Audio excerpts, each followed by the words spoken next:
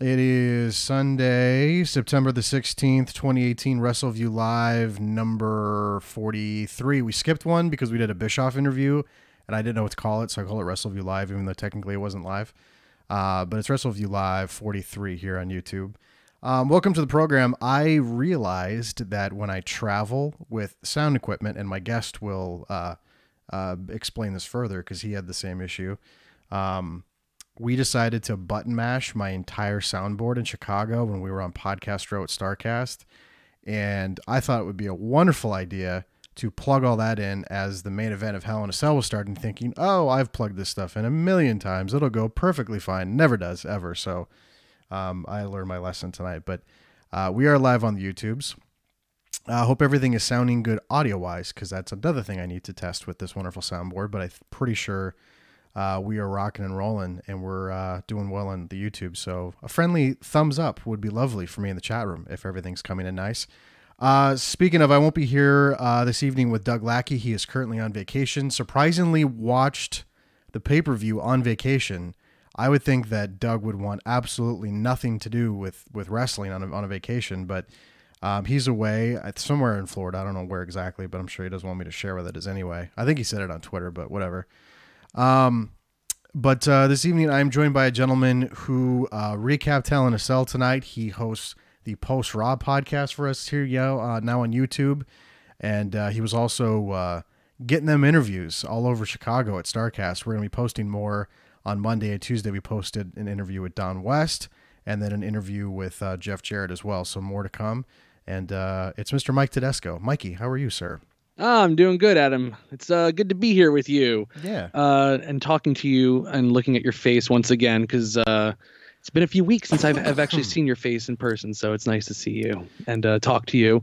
And I'm excited to get these interviews out because I got a lot of cool interviews with some really cool people and some unexpectedly good interviews, like with Rosa Mendez, that I can't wait to drop because it's actually wound up being better than I thought it would be. I'm going to drop that one tomorrow, I think. I'm trying to decide because there's a couple more. There's Rosa Mendez. There's Brutus the Barber Beefcake. There's a really random, hilarious interview with Simon Gotch. I mean, I don't even know how the topics you got on was ridiculous. I think that he has like he's like got Asperger's or something. He just would just like riff on just like crazy things, and I don't even know where it came from, but he was totally awesome. That one was extremely unexpected, and we did that entire interview while standing next to the Katie Vick casket. So that was pretty cool. Yeah, there was a Katie Vick casket there. I don't know if people were aware of that when we well, it was set up when we walked down. First of all, we walked down there and it was just chaotic, and that whole I haven't really had a chance to talk about it much. I know you have on your post rush. I know Doug has on Twitch, but that whole hotel was just like hot and sticky and gross. Like they were pumping in the AC in the panel area where you would go to the stages, but everywhere else was just gross and sticky and hot. And it was, it's why if you just heard me cough, I'm still trying to get over. I'm surprised you did not get sick. Doug got sick. You didn't though. Cause you're probably, you're around all those like kid diseases all the time in school. So you're probably got a powerful immune system. I bet you and Victoria. Yeah, man.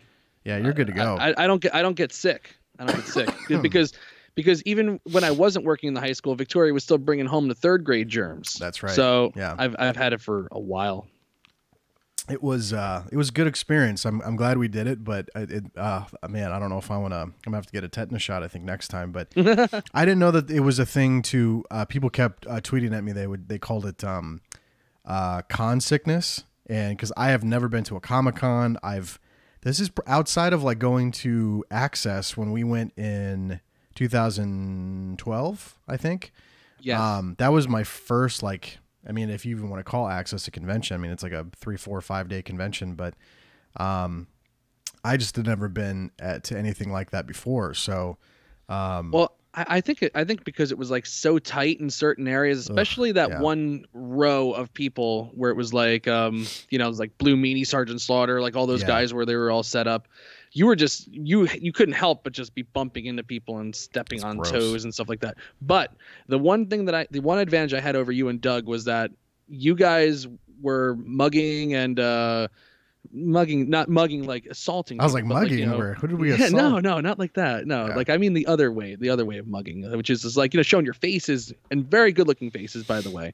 Thank you. And shaking hands with people and trying to get people to sign up for our giveaway. While I was, so you had to shake hands with a lot of like mongoloidish people, while I was running down and having Rosa Mendez press her fake implants up against my chest, which was pretty nice. I loved how I can't wait for people, because she kept going, oh my God, like, I love how she talks. I could listen to Rosa Mendez talk like all day. She's so hilarious. It was the best. Hold on, let me see if I have my card. Oh, here it is, right here. She's so when friendly. when I gave her my card, which this is a really good looking card. I love those cards. Frig, I didn't realize that that I'm actually on mirror view right now. That's okay. That's all right. Anyway, when I gave her my card, I mean, how many people have had this experience? She goes, "Oh my God, you're so cute." And I was like, "Okay, do you like me with the beard or without?" And she's like, "Well, I like the beard because I like more manly things." I'm like, "Good. Well, I'm already set to go, baby." I just love how she talks. Everything is so amazing. It's just I could listen to Rosa talk all day. So, oh my God. Jamel in the chat said YouTubers talk about con sickness all the time. Lots of people, close spaces, and people not washing their hands will cause. Yeah, I saw a dude go into a bathroom, take a loud dump, and walk out and not wash his hands. And I told Doug that. I'm like, dude, we need to go buy some kind of like sanitary something, because I mean, it was just disgusting. Like I loved the experience of being around that many wrestling fans and wrestlers and stuff. But good Lord, that is the one thing I even kind of prepped. I was like kind of feeling sick a little bit before that week. So I was hitting the airborne and the emergency stuff, and I was taking zinc, and then I was feeling totally fine by the time like Thursday rolled around. But man, Tuesday it hit me hard, and I am still. It's not as bad as it was, but I am still in that like post Starrcast sickness mode right now. So I hear it. I still hear it. I can hear you sniffling and coughing. It's been bad. Not a good deal. I'm so happy that we had a little bit of a break before we had to do another live show. I don't know how you did all those shows with Victoria, but you were feeling fine. But I know Doug struggled on Twitch a little bit. So, by the way, drinking a Cowboys cup, Mike. Do you want to let everybody know what the score was of the game tonight? I think last I saw it was like 20-10. Oh no, 20-13 now. But I did have Evan Engram got me a nice touchdown, so I was totally fine. How did Barkley do? Because I have him. I'm sorry, we're just railroading this post. Everyone's like, talk about Hell in a Cell, but sorry, everybody, hold on. I have no idea. I didn't see how he did. But the kid that, like, I have the most points in the league right now that I'm in, and the kid that was challenging me for that had the Barclay. So I don't know how he did. I hope he fucking fell on his face. The Yahoo crash. I feel like it gets so slow on football days, and then when you need to like set your team, it's like perfectly. Oh, here we go. Okay, so he did 17 points, so not bad. He helped me a little bit tonight, so that was good. Oh, there you go. It's always weird to root for the person that you actually don't want to do good, but you kind of have to because of fantasy football, but it's ridiculous. A lot of messages in the chat right now, Mike. They enjoyed your mongoloidish comment. Bronx did. Let's see. Goosey said that it was super awkward at Starrcast. And then Matsaki said, anyone that's been to a con knows about con crud. See, that I had never heard that term before. Con crud, con sickness. I never heard of it either. Never. Luckily, I didn't experience it. So I know. I was going to ask you, but then I saw you like looking all chipper on the pie. Oh, fuck yeah, it's a chipper. You looked all awesome on the podcast with Victoria. So I was like, oh, you must be fine. How can I not be chipper doing a show with my wife? It's great. I love the glares she gives you. Do you ever notice when you're talking, she's like, because you have the double panel shot like we have. She's always glaring at you. It's so hilarious. I love that. I love watching that. Yeah, I like when I go off on a rant and she's just like. Yeah, she just makes a face. Like, it's so much fun. She's got a good face. She's giving me she's mugging for me right now. Yeah. She's not camera ready. She says. Yeah. She can't be on the show. I just heard she goes, yeah, don't put me on there. How dare you? All right. So apparently Doug called the Lesnar spot. Did he say this on Twitch or Twitter? Or I'll have to have Jamel Watson tell me where he said it. But I guess he called it tonight. So it did leak that he was backstage. So when he walked out, I wasn't like, oh my God, but it was still like, it was interesting to close the show that way tonight.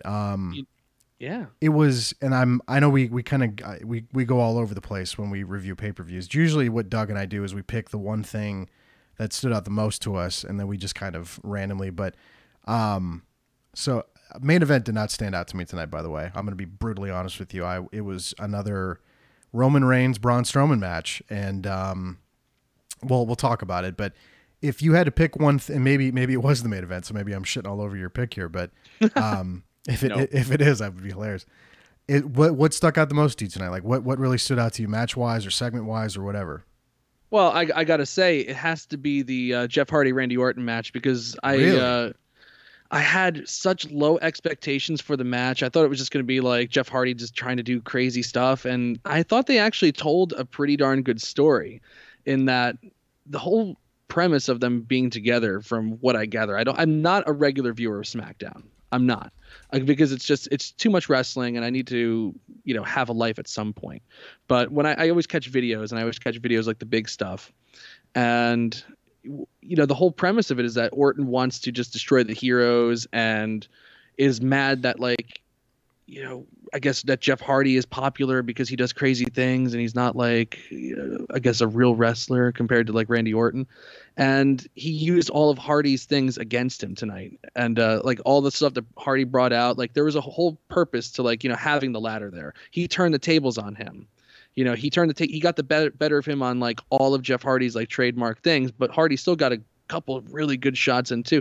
They worked hard. They beat the crap out of each other. They hit each other with Hardy's studded metal belt and left like poke holes. I thought I was watching the 2000 election recount again with Randy Orton's back, the hanging chads on his leg and stuff like that. It was nasty. There was some really, really high risk, big time spots in that match for two guys that at their age and their legacy, they don't have to do this stuff anymore. And the fact that they went out there and tore the house down like that, I mean, because they were fighting the brand new red Hell in a Cell, which was a distraction to me right at the beginning of that match. They made me forget about that. Like I was like, this looks so fucking weird. It looks so awkward. And then it's like, wow, there's a cell there. Like they're just killing. They're having an unbelievably killer match. I just enjoyed the whole thing top to bottom. I can't even give a pay-per-view like this a thumbs down with a match as good as Randy Orton versus Jeff Hardy on it. I just can't. It was really good. I wasn't blown away by it, but I understood, like, like the ending was crazy. Like that was ridiculous to see him take that spot. And it's because he's like 41, 42, I think, or something, or maybe just turned 40. We talked about it before. I think he's 40. Let me just Google it. We have this wonderful machine called Google. He's 41. Wow. So pretty crazy to see him doing that stuff, especially the same weekend that Matt Hardy supposedly called it a day, although he kept saying woken Matt Hardy's done. Please, with Matt Hardy. I can't stand him and his stupid YouTube videos. I mean, I'm turned off on any Matt Hardy YouTube videos of him trying to be serious ever since that frickin', hey, I'm going to commit suicide. Check it out. I remember mentally checking out on Wrestleview saying, yeah, we're not going to cover this stuff anymore because that was a little weird, but he's definitely cleaned himself up, and he's definitely a different person than he was, during that TNA run. But he kept saying woken Matt Hardy made his final appearance. He didn't say so I don't know, but we'll see what happens with that. But oh boy, I can't wait for regular Matt Hardy to come back because I was really clamoring for that one. Well, and the screwdriver thing. Sorry, I have to say the screwdriver thing. Turned my stomach, brother. Wow. That was pretty gross. And it was kind of like, I was kind of like watching, like, okay, so what is he going to do? He's just going to stick it through the hole. There's already a rather large hole. And then when you start twisting, I was like, ooh, that does not, anything with like your earlobes or anything like fingernails, like, oh, I can't. So yeah, that did bug me. Oh yeah. Let me give you some like background on what was going on with my life, like right at that time. Like partly through the match, I'm recapping, but my brother-in-law's coming over to watch the show with us and all that stuff. And he's like, oh, Mike, what do you want from Jersey Mike's? I'm going to get some stuff. So I'm on Jersey Mike's menu. And while he's freaking twisting his ear, and I'm like, all of a sudden, I'm not really looking forward to having a Philly cheesesteak from Jersey Mike's anymore. That's a wonderful name for an establishment, Jersey Mike's. That's great. Yeah. Mike got to try a steak and shake for the first time in his life in Chicago, it's not like a Chicago specialty. It's like a franchise, but he was like, we were driving by and he's like, oh, there's a steak and shake. That was, by the way, I also have to mention, I don't know if you said it. I can't remember if you said it on any of your podcasts ever since, but when we were driving to the arena to go to All In, and we showed up late. We showed up like maybe 30, 20 minutes before the actual show started. Yeah. We were driving by a Medieval Times, and Mike goes, "Is it weird that I kind of want to go to Medieval Times instead of All In?" And I was like, "Mike, we're literally 5 minutes away from the arena. Like, why would you want to?" He was very excited about Medieval Times, even though you've been. Medieval Times has predetermined outcomes too. They it's do. Like, okay, yes. well, tonight the black and white knight is winning. And it's like, I don't know. I feel like I'm going to be around cleaner people, because I feel like the Renaissance Fair will have cleaner people than a wrestling event, and the food will be better. Maybe. I don't know. I was very less flips. Very amused by Mikey during the ride. We had fun. So I'm going to pick a match, and I'm not. I can't tell if this is going to surprise everybody or not. Because I think everyone's expecting me to pick AJ Styles, Samoa Joe, because of how much I jerked off for their match at SummerSlam. I love their match at SummerSlam, and I still thought they did a good job tonight. I really enjoyed it. I'm going to pick Charlotte Flair versus Becky Lynch. I love this feud, and I don't know if it's because of how bad the Sasha Banks Bayley stuff has been on Raw, where they were like teasing a feud and then they just didn't do it. Of course, they're probably going to do it at WrestleMania, probably because Ronda Rousey is probably going to headline WrestleMania against Charlotte Flair. I'm sure that's the idea, but I love everything they're doing, and I know the right away after SummerSlam. Like Brian Alvarez and Dave Meltzer and all these guys were just killing the decision to have Becky turn heel, because the reaction was more pro Becky, anti Charlotte, and they still did it tonight in San Antonio. So that's still a problem, because even when she won, the crowd was cheering and they were booing Charlotte again. But I know that that's probably not what that audience wants, because they see like, okay, the crowd's embracing, but Becky's so like good as a heel though. So I don't know if I'd want like babyface Becky doing the same thing. It would just be weird, but I guess you could still have her say the stuff she's saying as a heel. But I love what they're doing with Becky Lynch right now. And honestly, and I don't know if you were surprised or not, but I was very surprised that they pulled the trigger tonight as quickly as they did. I thought they were going to like really stretch this out until like December, January, or even, have I thought it was heading towards Evolution. That's where I thought it was going to be. I thought Evolution Becky would get crowned. Yeah. In New York. Yeah. It's kind of what I thought too. Cause I thought, well, with that show looming, it seems like they're going to do something, but I was very surprised they pulled the trigger, but I love the idea. And even like the subtlety of what Charlotte did at the very end of the match, where she just kind of stood there and was just like kind of deflated a little bit and just kind of like, all right. And then she tried to shake her hand and hold her arm up, and Becky's like, nope, you're not doing this. You're not getting away with this one. So to me, that was the highlight of the show. I thought that was great. I thought it was well done. I thought I was like you said, I was really, really surprised that they actually pulled the trigger on that. I really did think they would stretch that out. But you know what? It kind of makes sense. Just, let friggin' Becky Lynch just run with it. She's, even though people didn't like the heel turn, they complained about it, and they cheered her at tonight's event. It's the logical move in the story to go there. And she's been killing it as a heel. She's a great promo. A really, really great promo. At the very least, if you're a fan of Becky Lynch, you should just be happy that she's getting more promo time and to showcase like a real skill that she has. And that's not a natural skill that a lot of the women have. A lot of them, you got Alexa Bliss. That's a great promo. And I really can't think of anybody else. It's like Charlotte Flair is decent, but Becky Lynch was crushing her promos. Yeah. The promo she cut on the SmackDown after SummerSlam was awesome, and it made sense. And it wasn't like, okay, well, we just want her to be heel because we want Charlotte Flair to be the female John Cena to screw everybody, because that's what we want. We want to just take your money and screw you. No, we're making a show that's a TV show that's supposed to entertain you and get you invested, and you're invested if you're booing or cheering. That's how they feel. Yeah. It's not a thing against the fans, but she killed that. The segments that they booked for her, especially when she popped out of the crowd on this past Tuesday, was friggin' awesome. That was good. Yeah. And she's the hot hand. Got to go with her. And I think it'll only help her to grow as a heel, because now she'll have the title. The heel always does better with the title because the face can chase and come close, and she can finagle her way into retaining the title. I think it's just got unlimited potential here for really, really good TV over the next couple months. In the chat, Richard said that Becky's scraped and clawed her way to get back to the top. Then Charlotte comes in and steals the spot because LOL Flair, how is Becky the heel here? And then Mex Guy says the crowd loves Becky. They had a good reason to stick by her. And I get that. And I understand that presentation. But Charlotte Flair's been, Miss Queen Goody Two-Shoes on SmackDown for a while now. So, I mean, if someone I guess that's the problem, is that the assumption is if someone slaps Charlotte, then that means they're a big meanie. But the crowd did not want to treat Becky like a big meanie because they were kind of like, yeah, why is she getting a title shot? Because in real life, everybody's just really, when people like you, you never become bitter. And, I've never met anybody who's bitter in my entire life. I know, Becky, exactly. Like Becky Lynch is the bitter person at work who just complains against the establishment all the time. It's like, it's that person that you talk to at lunch where they're like, oh my God, can you believe the boss came in and did this today and stuff like that? That's her, that's her character. The world has these people. It's okay that she's a heel. It's okay. Like hasn't stopped the machine at all.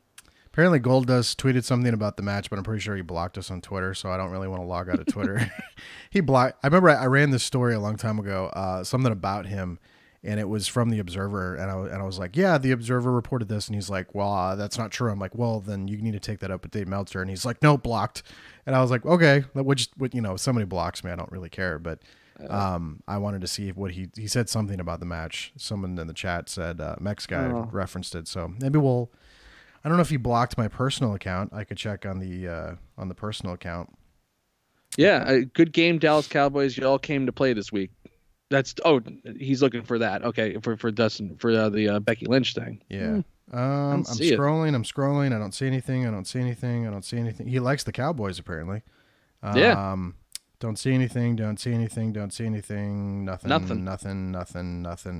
Nothing. There's nothing. What's he talking about? That Mex Guy, how dare you? He just railroaded our show. We just tried to check Twitter for nothing. Maybe we should verify these things. Would you just give a wink just now there, Mike? Was it your brother-in-law or your wife?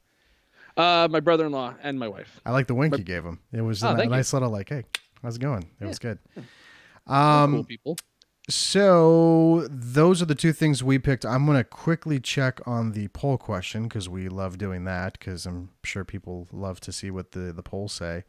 That's my shtick. Let's see. 58% giving the show a thumbs up so far. Voting has only been open for what? Maybe 30 minutes? Maybe a little more than that. So yeah, about 40 minutes, I would say. They wrapped this one up pretty quick. 9:30ish was it? 9:40. Well, 10:45 your time. I'm on Central Standard Time. But they did wrap this one up a little bit quicker than I expected because they've been doing the 4-hour thing. But they did get this one going. Actually, I should go back and read some of the feedback. Mr. V said, "Why are people calling it thumbs down?" I bet people who voted thumbs down like their steaks well done. Andrew says the show as a whole was good, but he was not a fan of the ending. Frank said, great show that I know will get a thumbs down for the ballsy finish in the main event. Walkie chimed in, show was fun, but not a fan of the end. So a lot of people not liking the ending. Let's talk about that. So Brock Lesnar walks out, Mikey, and kind of leaked earlier in the night. We had it up on Wrestleview. I didn't even see that. It was how bad is that? It was pretty late. It didn't happen. It wasn't like an immediate thing that immediately got out, but I did see people talking about it on Twitter while the show was taking place. But did you think that there had to be a winner to because I mean obviously you're the Raw guy on the staff, so you're used to watching heavy doses of Roman Reigns and Braun Strowman, and they've been really. So I guess here's my next question. So Braun cashed in his briefcase to get this title shot, but now that Brock got involved, does that just mean, okay, briefcase is null and void then, or are they going to bring that up on Monday? I hope they bring it up on Monday. I know that they had to do something to get that briefcase off of him, and there also was no way after a 3-year climb to get to this moment where Roman Reigns finally vanquishes Brock Lesnar that less than a month later, they're going to take that title off of him. There was just they really kind of, it was one of those situations where it's like where they book a match, and they do this on Raw a lot, where they book a match between like two people, and it's like, well, we don't want either of these guys to lose, so we're gonna book like a screwy finish. It's they book themselves into a corner, and they have to give you a kind of finish like this. I wasn't a big fan of the finish, but the surprise kind of takes over for me, because I didn't see anything about Brock Lesnar. Oh, so it did surprise you. Interesting. At all tonight. Like I kept my eye on the comments of the recap and stuff like that, so I could see if I need to interact with anybody. And I was on Twitter, but I wasn't like perusing Twitter to like see like what people were saying about the show, because that makes me kind of miserable. Because when it's like I want to enjoy these damn shows too. If I'm going to recap it for about 4 hours, so if I have to like look at negativity the entire night, I'm like, oh, but like mostly I'm looking for just GIFs and stuff like that. So I had no clue. So when Brock Lesnar walked out, it was a true surprise. And it was like, that's the stuff. That's why I watch wrestling. It's like, I watch wrestling for like that feeling that I had, like, like you're always kind of chasing that feeling that you had when you first started watching. And when he walks out, it's like, I was like, man, I didn't see that coming whatsoever. I thought he was long gone to UFC by now, in training camps, doing whatever it is that he does. And here he is, and he's tearing the cell wall. The door off the cell. He's beating people with table fragments. It was friggin' awesome. And that superseded the crummy finish that they kind of booked themselves into. The main event itself, the match work, like, with Braun Strowman, like you said earlier in the show, it was every single Roman Reigns Braun Strowman match you've ever seen, except Braun Strowman was trying to play heel, something I don't feel like he was very committed to or comfortable with, and it still doesn't feel that way. Mick Foley added so we're choppy. No reason for him to be out there whatsoever. Say that one more time. You got all choppy on the on the Skypies. How far back do I need to go? Mick Foley. I don't even know. You said something about Mick Foley, and then it got all choppy. Oh, sorry about that. Yeah, Mick Foley added absolutely nothing to the match whatsoever. Did you like that when he botched and counted to 3, and they had to cover? So they tried to go. Well, it was funny. Renee Young tried to cover for him on commentary, and she's like, "Yeah, but it's Mick Foley," and Corey Graves like, "Well, so what? Who cares if it's Mick Foley?" And then Mike Cole's like, "Yeah, he hasn't really refereed a Hell in a Cell match since like 2003 when Kevin Nash and Triple H had a match." And then Renee Young was like, "Yeah, but there's a good reason he's in this because of the anniversary." And Corey Graves like, "I don't care," and he just kept railroad. It was kind of funny to listen to him. Just kind of, that was her first pay-per-view, her first go around, but yeah, he.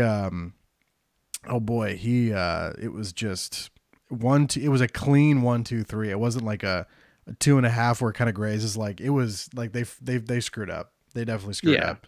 But it happens. And you're gonna get, so like this reminds me of like the jitters that Hulk Hogan had a couple, like what was it, WrestleMania 30, I think. Yeah, the Superdome. Yeah, when you just these guys Silverdome. Kevin Nash told me on an interview we did like a long time ago when he came back that he's like, dude, I got used to performing in front of like 1,000 people for TNA, and then when I walk into an arena with like 18,000 people, he's like, I got freaked out a little bit. I'm gonna screw up. I'm gonna flub a line maybe and do something. But yeah, it's not too good. He just didn't need to be there. It was just like I said on the post Raw show that like Mick Foley is like in very, very dangerous territory of becoming a complete caricature of himself. With the screaming promos, because that worked 20 years ago when he was an active wrestler. Like he feels like he has to scream in every promo and be passionate and shake and do all this crazy stuff. It's like he didn't need to be there tonight. He added nothing. We know that he can't bump, he can't do anything. They could have done all the crazy stuff on top of the Hell in a Cell and not needed Mick Foley to remind us that you can do crazy stuff on Hell in a Cell. I don't know. I think I will say this. Did you see that little 15-minute documentary they put up about Undertaker? Yes. Okay, that was really good. What they need to do, so they did this back in January, I want to say, when they were celebrating the Raw anniversary, the 20th. They were doing, what was it, or 25th? Sorry, because Wrestleview was 20, so I always screwed up. They had Steve Austin talk about the match that he had in Boston with Shawn Michaels at WrestleMania 14, and they just kind of had him kind of talk through it and stuff that maybe we weren't supposed to know he was talking about. And they did the same thing with Mick Foley and Undertaker talking about the Hell in a Cell match. And it was like 15 minutes long. They had Sergeant Slaughter and Tim White, Jim Ross, and just people that were actually there and experienced that moment. That was cool. Foley has some kind of one-man stand-up comedy show that aired on the network after the pay-per-view tonight.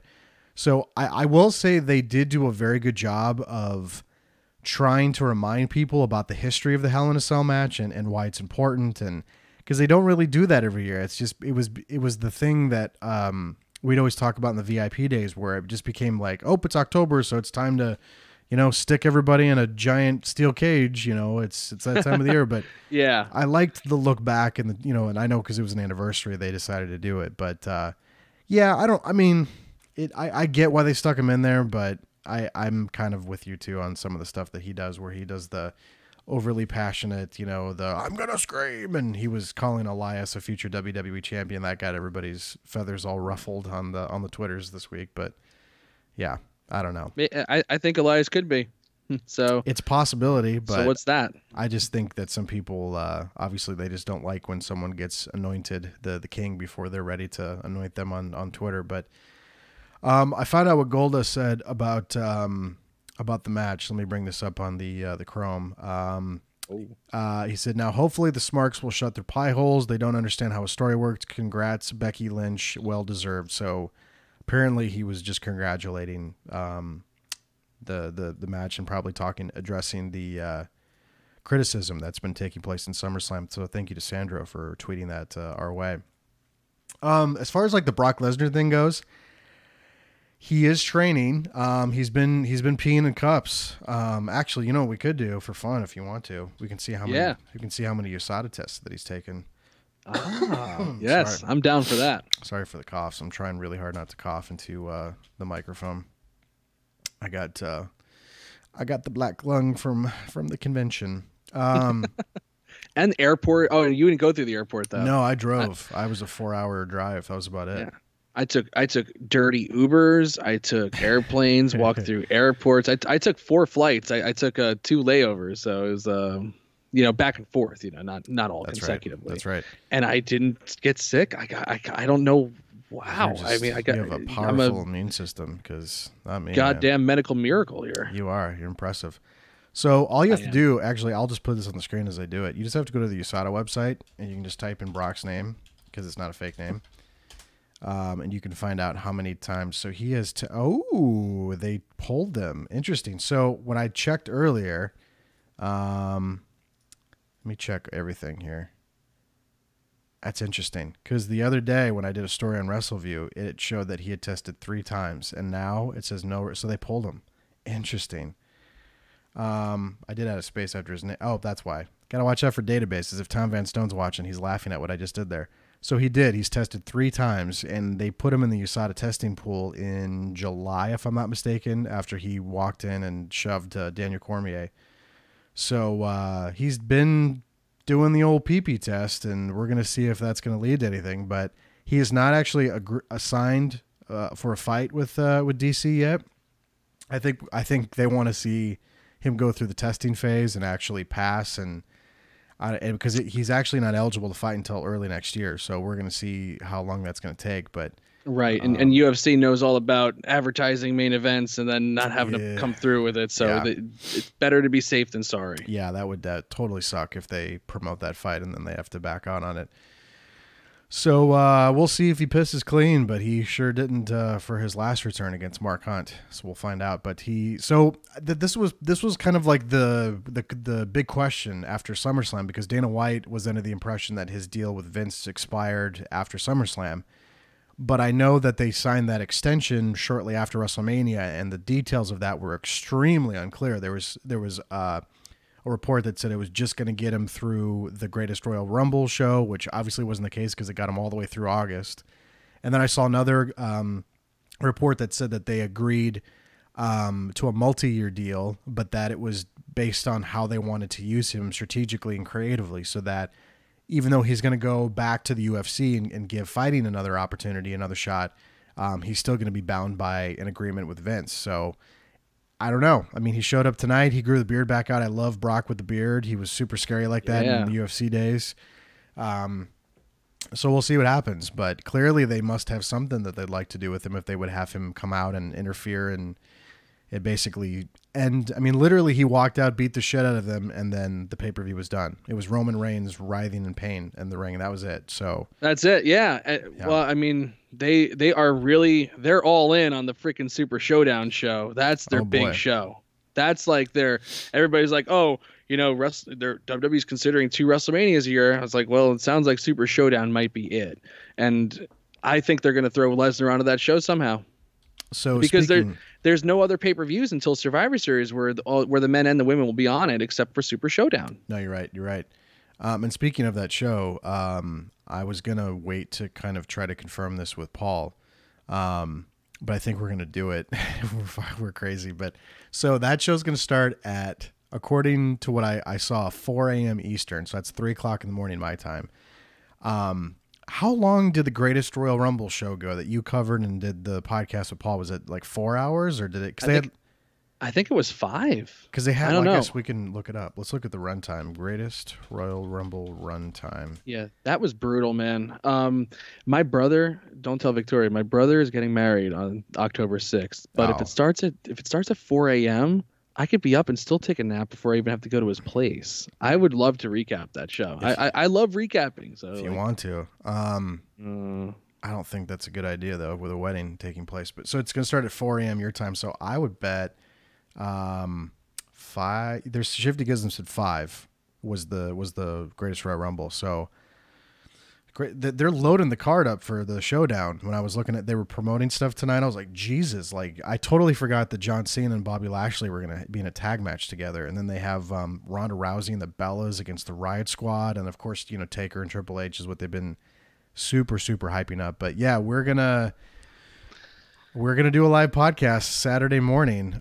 Paul wants to do it because he said we can't not have coverage on the website, like regardless of I'm like, I know, but it's in Australia, so the time difference is weird. But so yeah, we're gonna do a live podcast. So. I know we'll have coverage on the site of that. I have no doubt. I'm surprised you guys are gonna do the podcast that early, man. Oh man, but you might be up anyway with the baby and all that stuff. The baby might even just wake you up. I'm not up that early. Usually she's sleeping a decent amount of time, but that's 3 in the morning my time. So I would guess the show would go 4 or 5 hours maybe. So yeah, we'll be up early. I remember recapping Beast in the East when they did the show in Japan. That's right. That started at like 5 in the morning or something like that. I recapped that sucker. That's right. That was a lot of fun. That was good. I really enjoyed that show. That was a good show. That was just supposed to be a house show. That wasn't supposed to be a special. They just decided to do it. But yeah, I mean, we can't not cover that show with everything that's on. I mean, like if it was just kind of like a basic live event card, we'd be like, well, we'll toss it. But like, there's a lot of heavy hitting stuff on that show. So, yeah. We're going to be doing, and that night is Conor McGregor's first fight back in the UFC in like over 2 years, and I want to watch that so bad. Why did my brother pick the worst time to get married? I know. Mark, that's a powerful day. October 6th is a powerful day, so Conor McGregor's fighting Khabib, so I'm looking forward to that one. But that's going to be a powerful day, but yeah, that'll be an early day, but we'll be doing it on Wrestleview. We're going to suck it up and do it. So if anybody's around Saturday morning, we'll be doing it. Bronx said Wrestleview. We'll ruin our marriages for you. That's basically what a lot of people feel like. You got to hear some comments when we were in Chicago. So. Oh, I sure did. Yeah, that was a good time. We had fun. So we both picked something that we really liked about the show. Talked about the main event a little bit. I have to bring up. There was a lot of good stuff from the show tonight. So we'll kind of bounce around here between the two of us. I have to talk about Ronda Rousey just a tad though. Is the Ronda Rousey thing? I feel like we're getting the same match from her every time now. And now, granted, tonight they did do the whole like her ribs were hurting and she was selling that really good, but I feel like obviously the match with Alexa tonight was totally the opposite from SummerSlam, where that was just like a quick kind of, what was that, like 4 minutes, 5 minutes? It was really short.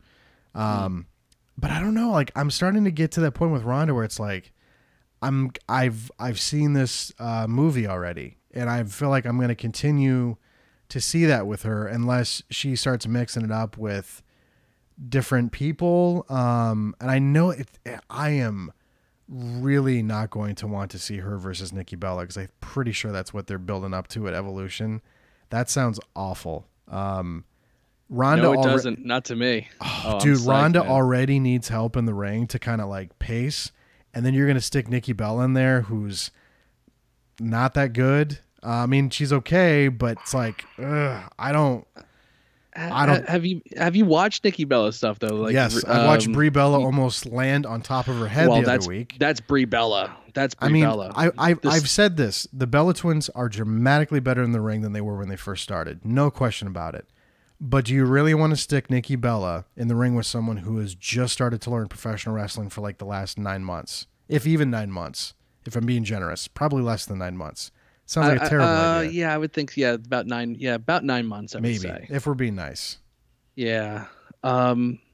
Yeah, I'm totally cool with it, because they're gonna have Natalya at ringside, kind of coaching a little bit. Even though I'm not the biggest Natalya fan. And they'll have a bunch of distractions too. They'll probably have Brie come out and stuff like that. Maybe she'll brawl with Maurice at ringside. They always pull out a lot of smoke and mirrors to get Ronda Rousey through these big matches. I get what you're saying about having seen this same match from Ronda Rousey, but she's still so new, and she hasn't wrestled in front of the people a lot. They're still establishing her as, a character on the show.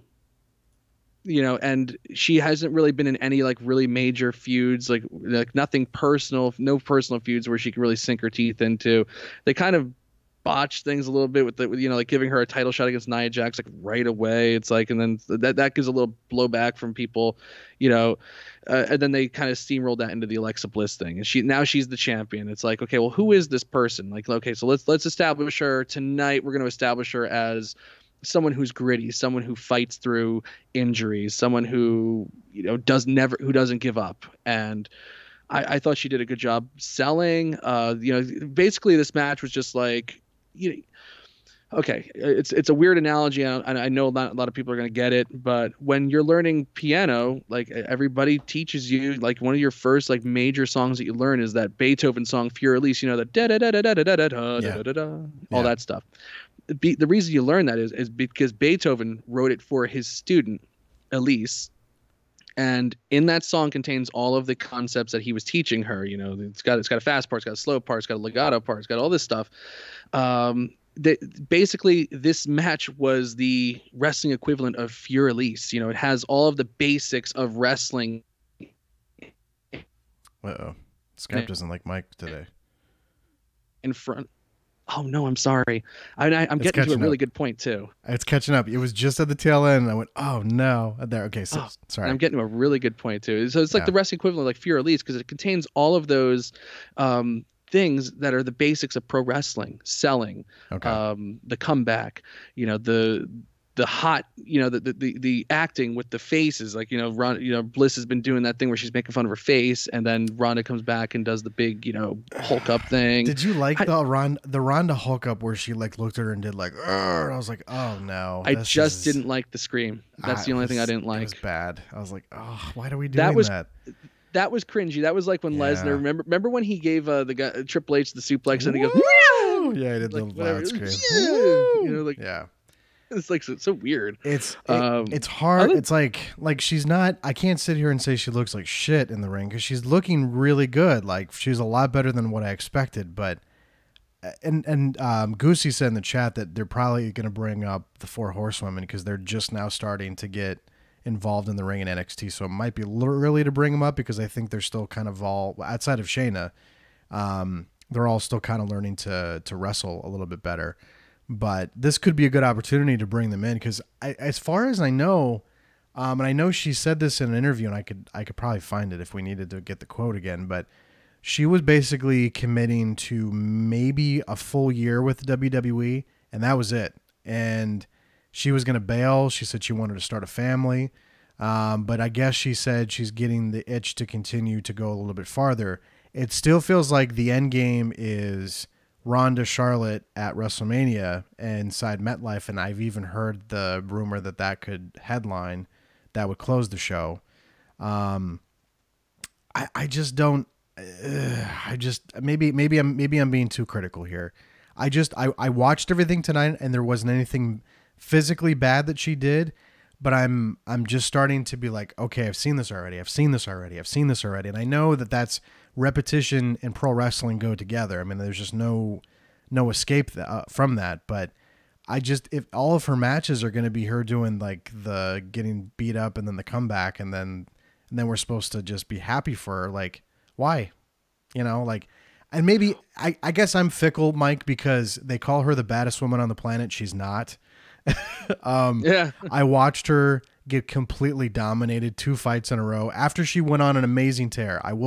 I have to give the girl credit. She went on one of the most amazing tears in mixed martial arts, but the competition level was not quite catching up to what she was doing. And when it finally did, it was very clear that she was just being outclassed. And that's also maybe there's a lot of people watching her, and maybe this would be a good question for the chat, or anybody that's watching this on archive and can leave a comment. How long have you been watching Ronda Rousey? Because I've been watching Ronda since before she fought in the UFC when she was with Strikeforce. So I have a very, very long background of watching her. Some people, this might be their first opportunity to really get to see her, and they never paid attention to any of her UFC fights or Strikeforce fights or anything like that. So maybe I'm just being an asshole here a little bit by being a little too over. I just feel like I keep seeing the same thing with her. Same thing. It's, hi, I'm Ronda Rousey. I'm going to smile. I'm going to wave. I'm going to get beat up. I'm going to win a match. And then I'm just going to smile again. It's like, okay, I don't know. I was excited for it. And now I'm just kind of like, all right, here we go. There's another Ronda match. But I know. Well, I mean, I think she does need something to flesh out her character a little more. Yes. I'd like to know why she wants to wrestle and do all this stuff and subject herself to these things. I think that'll happen when the Natalya match happens. I mean, because that's eventually where this is building to. That one has the potential to send me over the edge on the Ronda Rousey thing, because I just have a feeling I don't see any good that could possibly come from her and Natalya going back and forth in some contrived feud. With the promo work would be cringeworthy, and that would be. I mean, I could just picture it already. Just I could hear Natalya. I could hear it. yeah, And like I said on my show, it's like, like I feel for her. I feel bad for her. She has lost her dad a month ago, but it's like you're not immune to criticism, and I just don't think that she's really, really good at like pro wrestling in general. And well, she's a good wrestler, but she's just not a very compelling character.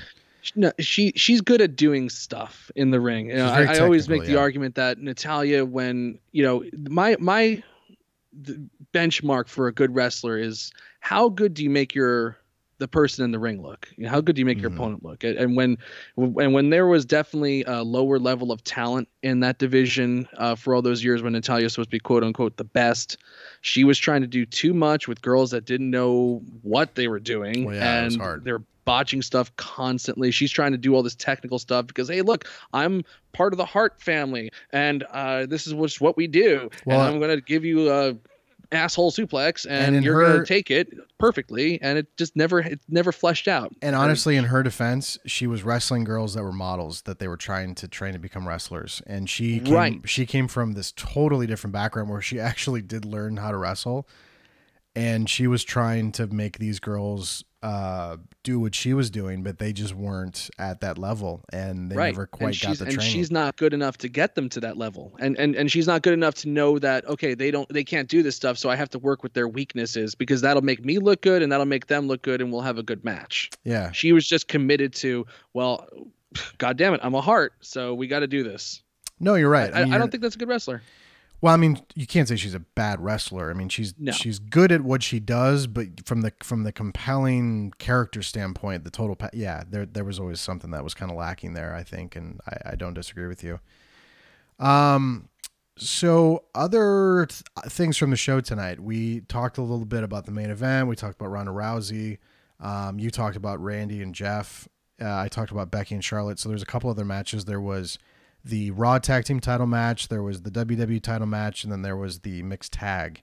Let's talk about the mixed tag. Maurice's face is she's my new favorite character in WWE. I just love her. I had that tweeted to me. Let me see if I can pull that up again. Oh, that was awesome. TDE Wrestling. I actually put it in the recap when I found it. Oh, you did? Good. Yeah. So she did this awesome. So there was a moment in the match where it was, I think Daniel Bryan tagged out to Brie Bella, and Brie Bella kind of got him with this big smile on her face. And then Maurice was in the corner, and she made this like, that was hilarious. So you know what's great about the Maurice thing is that they found this like really funny way to avoid her from getting involved in matches. And she did get physical tonight, and she did get a little physical in SmackDown when she did some stuff, but she's not like having super long, like, 5, 7, 8 minute, matches. She's just kind of physically getting involved, but nothing super too long. And they had her roll up Brie Bella tonight and get the win. But her facial expression was so awesome when she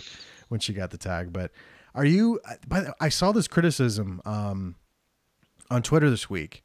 I can't remember who said it, but someone was saying that WWE has done a really successful job of making Daniel Bryan feel like another guy on the roster and part of me was like, yeah, but he didn't disappear from television, but you can't really recapture.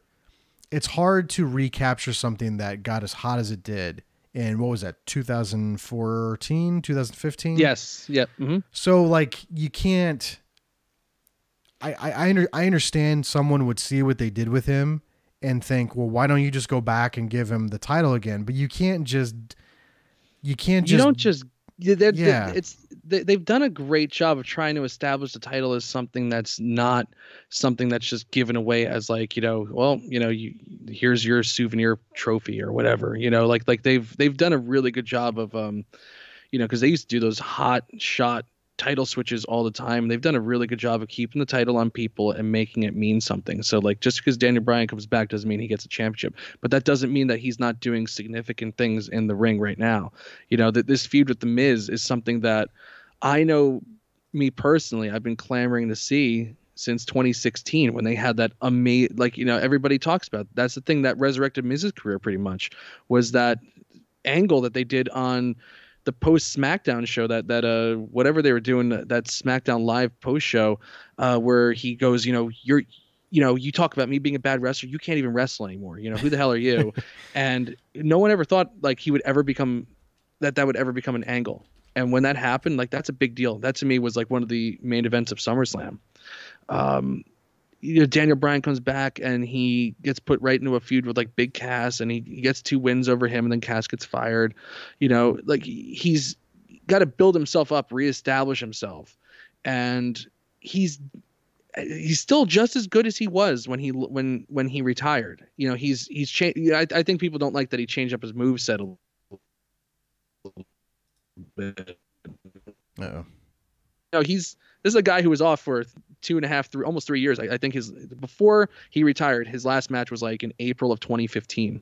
It was like it was like Europe or somewhere. It was it was in London, and I think something screwy happened. I think they knew he had a concussion, and they still had him wrestle like a tag match with John Cena. Yeah, they did. And then they flew him home right after that. Yeah. And then he retired in February or something like that in 2016. Like it's been a long time since he's been able to really work in the ring, and I don't care, a long layoff like that, and you're not really sure what your body's doing, and you got to kind of reinvent yourself a little bit. There are some growing pains, but Daniel Bryan by no means is a lesser character than he was before. It's just that people are just perpetually miserable, and they have to complain about something, and now they and it always seems like every time WWE gives them what they want, it's like, okay, well, WWE's the monster and they're not letting him wrestle, and he got cleared by all these doctors, and they're dicks, and they're trying to ruin our lives. My whole life is tied up in this. And the guy was suffering seizures, so I don't think pulling him out of the ring, like whenever I hear someone say that they like intentionally pulled him out to help, like, because they didn't. Roman Reigns, yeah. Well, I've heard the Roman Reigns thing too, but the other story I heard is, they didn't pick him, so he didn't deserve this. But the guy was having seizures, and he was literally lying to his wife about it, that he was I mean, like, he didn't even tell her. So I mean, it was a very serious injury. I mean, he was already banged up, you know, from the indie scene way before he signed with the WWE. So I mean, he was coming in pretty hurt, but the guy was having seizures. I mean, I don't know if people understand how serious that is, and I know a lot of wrestling fans maybe haven't, you know, seen someone experience a seizure, understand what that does to the mechanics of your biological makeup. But when you have a seizure, that's a direct result of your body having I mean, it's just, I can't even imagine someone hearing that gentleman had a seizure, but he should still be, you know, cleared. I mean, there was a reason why they did that, but I get though, like visually when people see him, they think this is the guy that was the Yes Movement, so he should be the WWE champion again, or, you know, the Universal champion. But you gotta, I mean, if we're having the same conversation a year from now, I'm going to say, yeah, that's a concern. I mean, at some point over the next year, they got to do, like, I mean, a dream match I would love to see is AJ Styles and Daniel Bryan in this company. I mean, I think that would be great.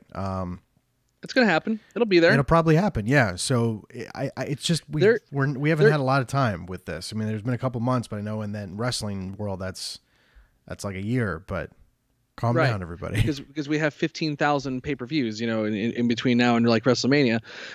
He's only been back, since March. Yeah. Or April, really. I mean, April was the first match. Yeah. So 5 months he's been back. Like, he's got to reestablish himself. But I guarantee you, he's going to be one of the WrestleMania co-main events for sure. I got to think that you're right. The AJ Styles thing's got to happen at some point. There's a lot of great things. Some Daniel Bryan, Samoa Joe. You know, like that's going to be a freaking great match. You know, when that eventually happens, there's a lot of cool stuff to happen. In the meantime, the guys like, you know, when I was wrestling, you know, he probably, because he's such a great guy. I mean, you read his book, you see interviews with him. He just seems like one of those like genuinely like really great guys. He seems to love his family, and I'm sure he's just like, you know what, screw it. You know, while I'm here, you know, let me do an angle with my wife. How much fun would that be? Yeah. They seem like they were having a blast, you know, tonight. They seem like they've been having a blast, you know, every time I watch the videos and stuff like that. It must be just such a thrill to be in the ring. And, you know, these people, you know, it's really, a lot of the criticism really started piping in because of him teaming with his wife. Oh, you know, isn't Daniel Bryan just another guy now that he's with Brie Bella? What the hell does that mean, just another guy? Okay. The guy still gets a huge reaction when he comes out. He's not just another guy. It's just these bitter people who wouldn't, honestly, if a woman, if like one of these women that they love so much, you know, just presented themselves to them, they wouldn't know what to do with them. They wouldn't know what goes when, where, and whoa, like, oh my goodness, I'm done before I even get in. It's like, these people don't know anything about a working relationship or marriage or women. Like, they're insane. And they're going to criticize him because he's in an angle, you know, with his wife. Like, it's insane to me. I understand. I mean, it's just it's impatience, really. At the end of the day, I think this guy should be somewhere, and they're going a different direction. So they just, you know, I get it. But God forbid. People need to take a little chill pill there. Two other matches: AJ Styles, Samoa Joe for the WWE Championship. I didn't think this was as good as the SummerSlam match, but wow, are these guys physical with each other. Some of those suicide dive elbows that Joe does, and like the bumps that AJ is just, when he works with Joe, it's like he kicks it up to another gear and really goes out of his way to bump. And like, you just, anything that Joe, and I obviously like visually without actually jerking off was doing it on our podcast after SummerSlam, where like to the point where Dave Stevens was like, "Oh man, did you see what Adam?" Because like Dave loves AJ Styles, and I could not say. I mean, it was a great match. These guys have just incredible chemistry in the ring. I was more blown away at seeing two TNA guys having a WWE title match at a SummerSlam more than anything, but the caveat was just the physicality of it was how good it was. But I still love watching these guys wrestle. I actually did like how they said, because I can't remember who said this. I think it was a conversation on our Facebook group, our Wrestleview Media Facebook group. If you want to be a member, definitely sign up because it's free and we all have wonderful conversations in there. But someone made the point that they didn't like when they announce these like big super shows, like how they did the Greatest Royal Rumble and now they're doing the Super Show in Australia, how they kind of, because didn't they already announce what they were doing with Samoa Joe and AJ at that show in advance already? Like, didn't they already have? I don't know. I didn't see if they did or not. I'm not sure. Let me look at the card because I'm sure they have the card up here on their website. I was almost positive that they booked. Yeah, they did. They booked a championship match between those two guys.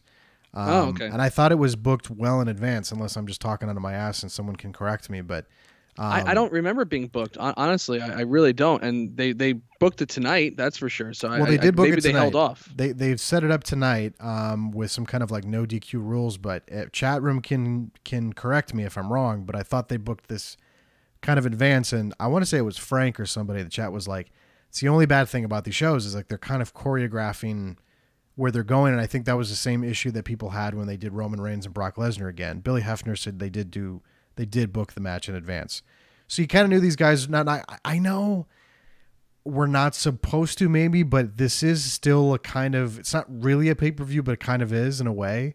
The Super Show is, so. They spent a lot of time, a lot of TV time building this stuff up. So they really do. So I mean, you have to consider it. It's part of the schedule. Yeah, you're right. It's part of the schedule. But that's the only kind of bummer. But I did like the finish. I don't know what you thought about the finish where AJ clearly tapped out before the pinfall was done, and I loved pissed off Samoa Joe arguing at ringside and then getting in Paige's face, and I loved all that stuff. I thought it was good. It really was awesome. That was a lot of fun. Unfortunately, I think that was like the third roll up of the night. And so like, the Brie Bella one was the third roll up of the night. This one was very, very creative though. Especially particularly the first one. We'll talk about the tag match in a few, but, this was well done. You know, it builds to a rematch. It makes you want to see that match at Super Showdown, get up at 4 a.m. and watch it. Cause, there was something missing in this for me. You know, like it was missing heat from the crowd. It was, you know, they were hitting each other hard. They were doing a lot of stuff, and they were, you know, but it was just missing that thing. You know, like the SummerSlam match, I think was accented because the family's at ringside and he's doing the Wendy stuff. You know, that was missing tonight. You know, they really harped on it. They did the whole story time thing. They did all that stuff, and which was a little corny, but I understood what they were doing. But it was cool. I liked it. I mean, they pulled it off. So because you sent me a message earlier tonight, we were like, is it just me or is the crowd just kind of like getting a little deflated after that match or even during the match? And I don't know, but they had a lot of people there in San Antonio tonight. Somebody said it was one of the biggest houses they've done in San Antonio in a really long time. So I'm sure running pay-per-views there helps instead of like house shows and Raws and stuff like that. But yeah, I don't know. I mean, I didn't think it was as good as SummerSlam, but I still love watching these guys wrestle each other. I think that the story's there and the history's there, and keep it going. But it is, so it sounds like they're going to do like no DQ rules, and they're going to do it at the Super Show. And so they got a couple, what is it, like 3 weeks until that show. They got 3 weeks of television to build to that. So that'll be something to tune. That's the other dreaded thing. It's like, oh, like I hate doing that, but I have to. It's like they got 3 weeks now on television to build to the next pay-per-view and then the next pay-per-view. But you know what? Like there's going to be a big lull because of Evolution, right? Yeah. Cause Evolution. And then the next show after Super Showdown that it's, you know, cross-gender is Survivor Series. We have to say cross-gender. That's so much fun. Cross-gender. Yeah. Did you just assume my gender, Mike, when you said that? Yeah. When are they going to have the questioning pay-per-view? That's when I'm looking forward to seeing. Wow, you're right. I didn't even think about that. So Hell in a Cell was tonight. The next kind of big show is the 6th, which is the Super Show. And then Evolution's the 28th, and then when's Survivor Series? November. Fuck, let's look it up. Survivor Series. Probably mid-November, the week before Thanksgiving, I'm sure. November 18th. Oh, yeah. Wow, they're going to have a massive lull. You're right. That's not good. So they got to figure something out. If anything, you know, the AJ Styles title run started overseas in London. That's right. And on a really surprise thing where he beat Jinder Mahal. And I think they had ample opportunities to switch it with Nakamura. and they didn't pull the trigger. No. I think this is the one you got to pull the trigger here, because Joe's hot as a heel. You know, I'd like to see it happen in Australia. That would be nuts to see Samoa Joe as WWE champion, because that is just one of those things I thought I would never see. But I'm a homer for Joe. So. And if you think about it, I mean, you know, I'm already talking him up like he's already the champion. But like, this is a guy who, when he came in, they weren't even sure they were going to bring him up to the main roster ever. They thought that let's keep him down in NXT as like our main attraction. No promises is what Triple H said to him. Right. And here he is in the title match, and he has a very, very, very good chance of walking out of Melbourne, Australia, from Paul Tainty or whatever his name is, his promotion, and as the WWE champion. It's something special. It's something unbelievable. Could be crazy. A lot of people enjoying the Raw Tag Team Championship match tonight between Ziggler and McIntyre versus Rollins and Ambrose this evening.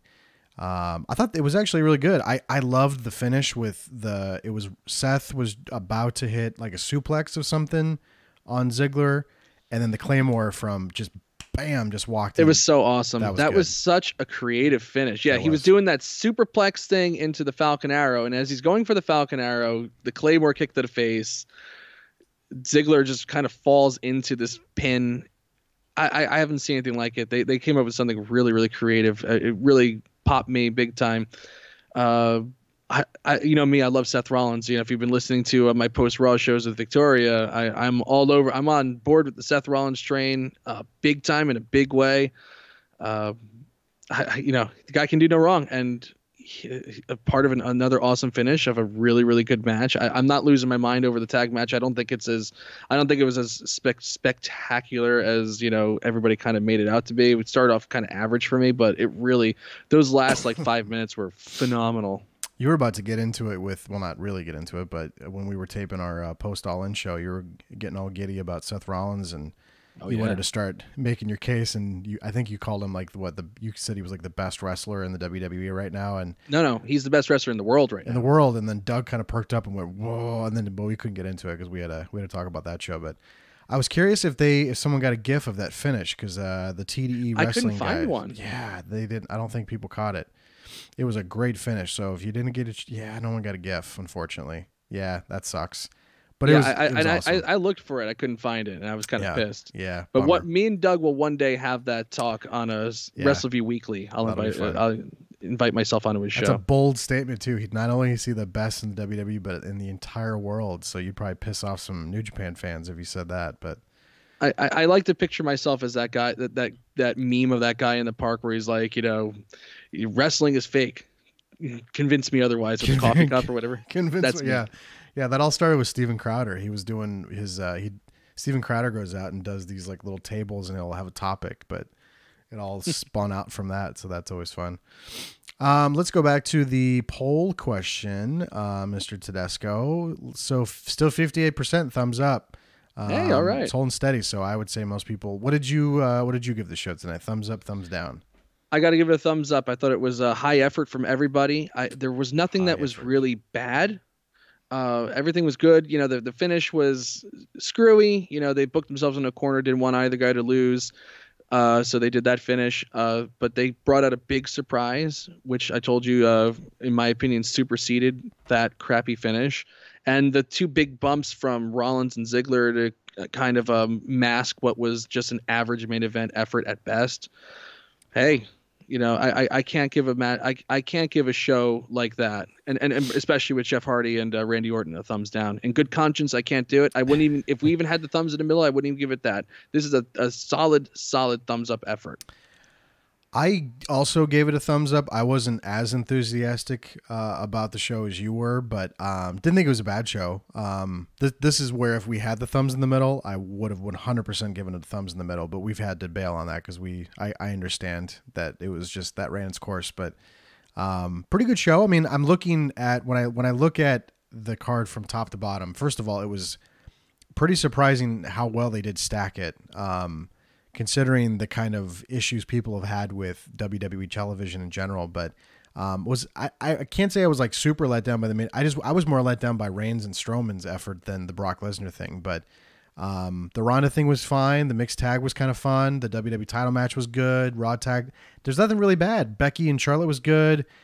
I wasn't as ecstatic about Randy and Jeff, but it was still fine. So, it wasn't, again, this is the thing. And I keep repeating myself when I do these post-show podcasts, is like, you could literally skip television and just watch these shows and be completely content with WWE programming. Oh yeah. That's the one issue I have with it, is that you don't really have to watch TV anymore. I mean, it's just, you don't. Yeah, because they have these spectacular video packages where it's like, and I watch these shows obviously very closely, especially obviously Raw, because that's my show. And when I watch these video packages, I'm like, wow, I guess TV didn't suck as much as I thought it did. It seems like they're doing an all right job, and they make it seem really exciting. It's going to be interesting with the Fox thing next year, because we still have a full year to go before the Fox thing happens. But just having SmackDown back on Friday nights and then on broadcast television, that's going to be weird. And I wonder how they're going to, I remember I was listening to somebody talk about this.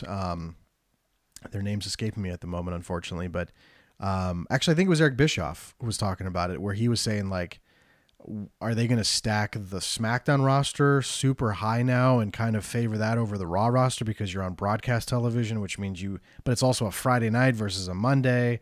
So you can't take too much away from Raw because that's the flagship show. But I don't know. I mean, it was kind of going back to when they were on UPN, and more people were actually watching SmackDown than Raw, but they still treated Raw as the A show and Raw was the B show, which was hilarious considering where it was at and how many people were watching. But those are the good old days too. I was recapping SmackDown at that time, and SmackDown was a consistently good effort. That's right. Then they're really good at utilizing the talent that they have on that show for whatever reason. Probably because it's only 2 hours.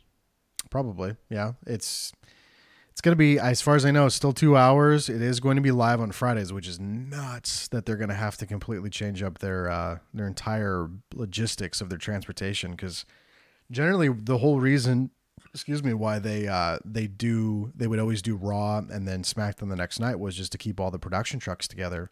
And then obviously they were taping SmackDown on Tuesdays and airing them on Thursdays, but doing it on Tuesday, I thought it was cool to kind of keep the train rolling, but now we're going to go back to Fridays, and they're going to be live Fridays, and something tells me they're making enough money to buy some more production trucks. Well, yeah, they are. But I mean, it's just, that's going to be it's just even for the talent. I mean, some talent are used to having just Saturday, Sunday, Monday, Tuesday, and now that's going to change. So usually half the crew's only on Friday, but not anymore. It's going to be a little different. Maybe they're going to switch things up with the Raw crew, because usually when Raw is taking place, the SmackDown crew is having a house show on a Monday somewhere.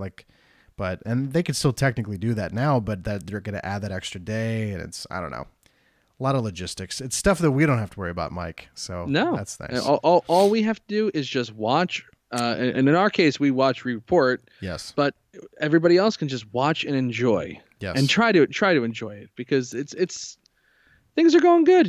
They're set up nicely for the fall right now, and things. We got the big, like Adam said, we had the big news coming up. With SmackDown going to Fox next fall. Got a year. Got a powerful, solid year. By the way, your wife was chiming in the chat and just said that she's going to be stubborn. She said, I think there needs to be a thumbs in the middle, because if half was really good and half was bad, the middle works. I get what Victoria's saying, but there was some person that made a point. Look at Mike's face. He's going, oh. There was someone who made this awesome point to me, though, as a retort to that, which was, if it's either a show that you really liked or a show you didn't like. And I get that's why we did do the thumbs in the middle for a long time, but you're giving too much leeway by having a thumbs in the middle, because you're suggesting, because maybe there was, one thing on the show you liked, and everything else you hated. So that's why you gave it a thumbs in the middle. So that the thumbs in the middle could be interpreted very, very differently depending on who you talk to. So we just decided to bail on it and just do thumbs up, thumbs down. But yeah, I don't want to do stars. Fuck stars. I guess. Yeah, exactly. And you could be neutral. I guess you could be neutral on something, but yeah, what fun is that? No fun. Get involved in the conversation. Take a stance. Take a side. Exactly. That's what I always hear with politics. Pick a side, you weak person. I always hear that whenever I'm voting independent. They're like, you can't be independent. You have to pick a team. It's like, no, you don't. But apparently you do when you live in America these days. All right. Well, I think we're going to jump out of here because I feel bad for Mike because he had to cover this. Well, it wasn't super long pay-per-view, but you're back at it tomorrow with Raw, so I don't want to bug you. I want to have you keep that pep in your step and keep that energy up so you can do a post-Raw show with Victoria tomorrow night. So we'll keep that. I'm a psychotic person, and I think Goosey will attest to that because Yes. I dragged his 9.5 toe butt around all over Starrcast. I'm just have energy. I'm a ball of energy. You do have energy. That's why I got along so well with Don West. You did. I love that interview, by the way. That was such a fun interview to listen to. I told Mike when I was driving back home, I had like a 4-hour drive, and I was just laughing and smiling the entire time listening to all the interviews. Which, by the way, we mentioned this at the very beginning. Tomorrow we'll run the Rosa Mendez interview on Monday, and then Tuesday I have to decide: do I run the Simon Gotch interview? Do I run because how many are left? We got Simon Gotch, Brutus the Barber Beefcake, Rosa Mendez. Who else did you talk to? Blue Meanie. Was there anybody else? Maybe that was it. I think that was it. We got Jarrett and yeah, we ran Jarrett and Don West up already. Yeah, that's already up. So okay, we'll make it work. We'll space it out. But I was gonna do them all one week. I'm like, nah, let's just space these out a little bit. Let's just this is some good content. Whole Mikey Tabasco got us some good solid content for the next few weeks. So let's just spread these things out a little bit. It's good stuff. That's right, and I'm kicking around thinking I'm going to do some more interviews at some point too. So stay tuned. I enjoyed it. I actually like talking. They're fun It's fun talking to these people. Well, we kind of took a break because, and I told you this, it drove me fucking nuts to try to book wrestlers. Like the Bischoff one was booked for us through Starrcast, so that was great. Whenever anything is like booked, like someone will, like a PR person, like, hey, would you like to talk to so and so? I'm like, yeah, great, awesome, let's do it. But if I have to it reminds me of the Wrestling News Live days where I would have to track people down. I would have to line up a time. I would call them before Trey and JSK would talk to them on the air, and I would patch them in. And a lot of times, like I remember calling James Storm one time, and he's like, well, I'm watching the Redskins play right now, so I'm not really interested in talking about wrestling right now. So I would have to like go on like the air and be like, yeah, he's watching the football game. He doesn't want to talk to you guys right now. And it was just like, I don't know. I didn't really like having to do that. And it's just some wrestlers just, especially now with how many, we saw when we were in Chicago, how many podcasts I don't even like to call ourselves a podcast. Like I know we were on Podcast Row, but we have a media content driven website. A lot of these podcasts just have a podcast and that's it. We have written content. We have opinion pieces. We have like an entire history area of our website. We have a backlog of everything. We do these live shows. We have we just have so much different stuff. So I even hesitated when like we would talk to people like, hey, do you want to come on my podcast? Because that is honestly, and actually I think Bill Maher made a joke this week about how he did, out loud that the new like cringy thing is like, hey, I have a podcast, and it's like everyone's got a podcast, and I don't necessarily think it's bad, but gets a little. I when I saw it in Chicago, I'm like, wow, there's just a lot of these. There's a lot of them out there, too many. There are, but what sets us apart is that we're not mouth breathers. Yes. I'm sorry. And saturated. I talked to a lot of these people on the Podcast Row, and all nice people, but they all look the same and they all say the same stuff. I think that we bring a fresh perspective to things, and at the very least,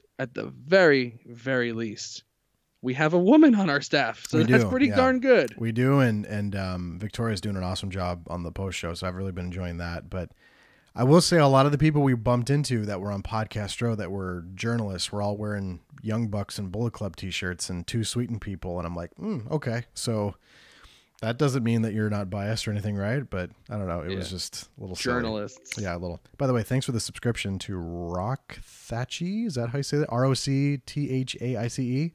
All right. I don't know. I can't spell it. By the way, if you do subscribe to us while we're live on the air, it will pop up on the screen. So that's just further incentive to get another shout out as well, because we have the old Streamlabs thing popped in there. I don't think that's happened recently because a lot of people subscribe to us during the week when we're not doing shows, and then it doesn't happen. But I should get you that code, by the way, so that when you're doing your show, it pops up on the screen. It's just a gif of Steve Austin giving a thumbs up when someone subscribes with a little noise. So it's fun. I enjoy it. All right, everybody. I was going to talk about some news items, but it's running a little bit long here, so I'll let Mikey do that if he wants to tomorrow on the post. There was a lot of news. There was stuff like Jericho saying that it's fun to not work for Vince McMahon anymore, and Triple H and Stephanie talking about the Fox thing. But if you want to get to it tomorrow, I'll let you do it. I'll talk about Jericho. Yeah, there you go. I won't crap your style there. All right, everybody. We're going to get the hell out of here. Mike, thank you very much. I know this was a long night recapping the show and then coming on here, so I appreciate you taking some time. And, of course, you can follow Mike on the Twitter at Mike Tedesco WV.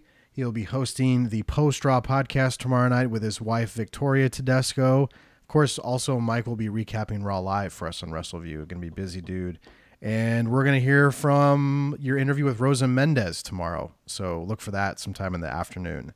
Will be up on the website. So it's gonna be good stuff. It's a good interview. It's a really fun interview. She talks about postponing surgery so she could show up in Chicago. So that was a good little conversation piece that she got out of her too. So you also got into a really strange conversation about ex-boyfriends and tattoos, and that was weird. I was like, I was laughing. I was like, wow, how is Mike you get people. I noticed when you would talk to people, they would just kind of like open up to you and just start talking about the most random stuff. So you have this amazing ability to get people like to like almost from like a therapy standpoint. They just start talking about, get very comfortable with you.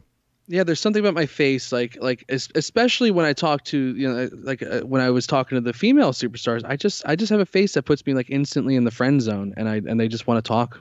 I don't know. Exactly. It's just it's a comforting voice. So there you go. Everyone likes to listen to it. I think what helps is that, like, honestly, like I was saying before about like how we present ourselves. Like we don't present ourselves as mouth breathers. I'm not like, oh my God, let me, you're Brutus Bar Beefcake. Excuse me. I'll do this interview right after I blow you. Like, because we no way. we treat them like people. We don't try to we don't get all panicky, and we're not like, oh, excuse me, sir. I just kind of go, hey, do you have time to talk about this? And if not, then no big deal. Because that happened a lot to some. I told you, when we were walking in that vendor room, there was. I don't want to call them out because I don't want to be rude, but there's nothing sadder when you see people sitting at a table and they're not wrestling personalities. They have a podcast and they're just sitting there with merchandise and everyone's walking by, and I felt so bad. Like I almost wanted to go over there and talk to them, just because I felt bad. But then I was like, but these guys like paid money to sit here and do this. So they kind of brought it on themselves. So fuck. I mean, don't want to be rude. I shouldn't say fuck those guys because I don't know them personally, but I had that thought. I have to be honest. I'd be like, fuck that. I'm not going to go talk to them if they voluntarily paid money and set up a table, and just, it was uncomfortable to look at. So and what was funny is we had the opportunity to have a table in the vendor room. And the first thought that went through my mind was, you are going to be surrounded by people that have been on television for 20 plus years, or maybe even less, maybe 10 years, even 5 years. And why would anybody want to come talk to you if you have like Kevin Nash and Teddy Long and Brutus the Barber Beefcake and Simon Gotch and all these? I'm like, why would anybody want to come over and talk to you if you're around those people? So, right. I like the shift. He goes, they were the wrestling podcaster version of Virgil's meme. They were very much so. It was uncomfortable. I felt so bad, but at the same time, it's like, whatever, did it to themselves. So exactly. Yeah. Wasted their money. Well, yeah. I mean, I guess it, I mean, it's good from like it's like a trade show. If you go to a trade show, you get a booth, but a lot of times you're just standing there and twiddling your thumbs. So it's kind of what it felt like. It felt like a trade show. A lot of the times people constantly, Doug got uncomfortable because it was people constantly selling, but that's what wrestlers do, man. They're good at it. That's their talent. That's their bag. All right, everybody, we're going to get the hell out of here because I know you have a very long evening tomorrow night, so we're going to let Mikey go. We're going to get out of here. Mikey, get up early and teach. Yeah, you got to get up early and teach and then cover Raw and all that fun stuff, so I'll let you go here. We'll wrap this up. So, of course, follow Mike on the Twitters at Mike Tedesco WV, Post-Raw Show podcast with his wife, Victoria, every Monday night here on our YouTube channel. So like and subscribe that. And, of course, you can get audio versions of these podcasts on iTunes and SoundCloud. Just search Wrestleview Media. I'm sorry. There's multiple iTunes. I've been wanting to cough so bad the last 30 seconds, and I'm trying hard not to, but it's better than it was a couple days ago, but we'll be better. And I think I'm looking at the schedule. If everything goes to plan, I think our next live podcast for one of these will be after the Super Showdown on October 6th. But of course, every Monday, Mike and Victoria are hanging out after Raw, so they're picking up the slack for us on that end. So more content, and I'm going to start putting your interview stuff on YouTube as well, Mike. So good, excellent. We'll be clipping that stuff too. So there you go. Good deal. There you go. All right, everybody. We will talk to you next time for Wrestleview Live. It should be October the 6th. Sorry, that's gonna be a long break, but we need it sometimes, and too many podcasts. It's oversaturated. So we're gonna give you a break. We're gonna come back at you stronger next time. So there you go. Sounds good. Any parting shots, Mike? No, just tune in tomorrow to my show. I love plugging my show. Post Raw, me and Victoria. We're gonna have some fun. There you go. Good times. All right, everybody. We will talk to you on October the 6th, very early in the morning after the WWE presents the Super Showdown in Melbourne, Australia, I believe, where it is, in a giant soccer stadium. So it'll be a good time. That's it. And yeah. Good talking to you as well, Adam. That's my parting I should shot. say this too. I think the last time, honestly, the last time we did a show like this, just you and me, was last October. So that was a long ass time. That's crazy. So we should do it more often. So was that the Hell in a Cell show? Yes. No, it might have been. No, it was TLC. It was the night that Kurt Angle came back. Right. It was when Roman you got Reigns, that great meme of me. and it's actually, I went to the same town, Schaumburg, for anniversary time with the wife when I was on the road, and I got the text that Roman Reigns had the mumps or something. Like, what? And then that's when, all that fun, the meme stuff. Then that's it. Yeah. Yeah, that was last year. If you never saw it, Adam put my head on Kurt Angle's body, and it's my favorite thing that I've ever seen. I wish I still in my had life. that. I thought I had that somewhere, but I have it on my Facebook. I had it as my cover photo for like the longest time. I thought I had it still. Maybe I still have it on here. Maybe I don't. But that was one of my favorite things that I did. Yeah, it's probably I've formatted my computer since then, so I don't have any of that old stuff. But that was a hilarious photo. So go back and look at it. It's here on the YouTubes. You can go find it. So. All right, everybody. We will talk to you next time. I'm Adam Martin at Adam Wrestleview on the Twitter, and of course, follow us on Twitter, Facebook, and we're also on Instagram at Wrestleview. I want to thank Roy Nemmer for updating our Instagram all night tonight. That was good stuff. So until next time, like, subscribe, blow us kisses like that, and there you go. Mike did a little polite one, and we will talk to you later. Bye.